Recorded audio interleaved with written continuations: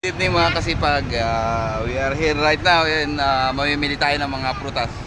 I'm a vlogger, YouTube. Yan na. Say hi. Say ate and kuya, say hi. Hello. Hello. Yeah. Sila yung mga Cambodia na puro.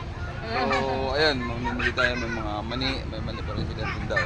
Prutas, grapes. Mura lang yan, mga pinamili ko. How much nga yung pinamili ko? It's mine. Yeah, this one. So how much? How much on it all? 285 lang.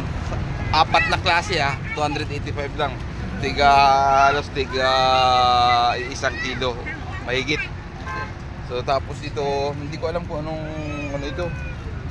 Prutas pero yan ang sarap nito. Kiwi and then ayan. Diba?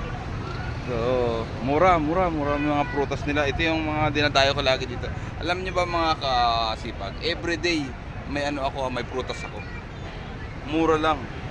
Yung 100 ko, ang dami na. Yung 200 ko, sobrang dami na. So hanggang isang araw ko yun makakain. Pero dito, tapos mo magtitinda pa dito, mababait, di ba? So, ayan mga kasipag and Bong, okay bong? Okay. Diba? Okay. So, ayun. So, hanggang dito na lang muna mga kasipag. Please follow and subscribe. And thank you so much. God bless you all. Bye-bye. Bye-bye.